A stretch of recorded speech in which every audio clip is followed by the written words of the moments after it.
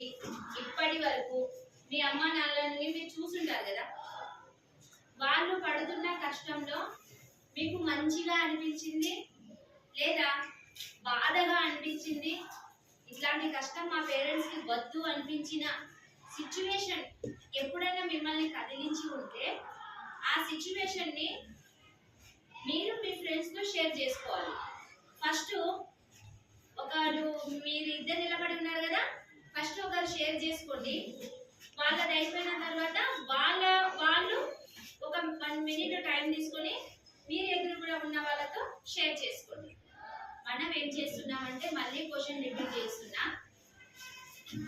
మనకు ప్రపంచంలో నిజంగా మన పైన 100% లవ్ చూపించే వాళ్ళు ఎవరు అంటే మన పేరెంట్స్, అమ్మ నాన్న. రియల్ గా మీరు ఎట్లాంటి పరిస్థితుల్లో ఉన్నా మనల్ని రియల్ గా ప్రేమించేది ఫాదర్ అండ్ మదర్.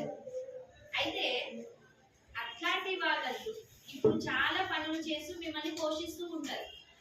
అట్లా పోషించేటప్పుడు వాళ్ళు చేస్తున్న ఏ పని మీకు అబ్బా మా నాన్న ఇంత కష్టపడుతున్నారని ప్రౌడ్ గా అనిపించింది, లేదా మా నాన్న ఇంత కష్టపడుతున్నాడు కదా, మా అమ్మ ఇంత కష్టపడుతుందని బాధను కలిగించింది. ఎప్పుడైనా మీ మనసుకి బాధ కలిగించి మీరు ఏడ్చిన రోజులు ఉన్నాయి, అరే మా అమ్మ నాన్న ఇట్లా కష్టపడకూడదు అని. ఏ సిచ్యువేషన్ ని చూసి మీ మనసుని కదిలించిందో మీ ఫ్రెండ్స్ తో షేర్ చేసుకోండి. మీ పేరెంట్స్ యొక్క కష్టాలను మీ ఫ్రెండ్స్తో షేర్ చేసుకున్నారు, అంతా అయిపోయింది కదా. దాని తర్వాత మీకు ఇప్పుడు ఎలా అనిపిస్తుంది?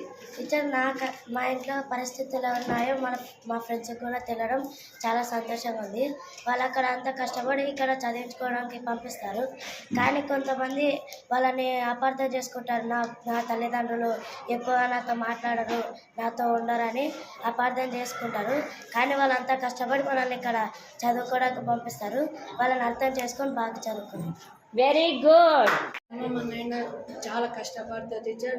వాళ్ళని మంచి పొజిషన్, మంచి చదువుకొని మంచి పొజిషన్ నుండి వాళ్ళకి సుఖంగా పెడతారు టీచర్. ఓకే, వెరీ గుడ్ నాన్న, వెరీ గుడ్. అమ్మ నాన్న ఎంతో కష్టపడతారు. నేను కూడా కష్టపడి ఒక స్థాయికి వెళ్ళి వాళ్ళని మంచిగా చేసుకోవాలని. మళ్ళీ మా అమ్మ నాన్న నన్ను హాస్టల్లో వదిలినప్పుడు నేను కూడా తిట్టుకున్నా టీచర్, కానీ మీరు చెప్పిన మాటలు వింటే నాకు కూడా మంచిగా. ఓకే నాన్న, ఓకే, వెరీ గుడ్. 1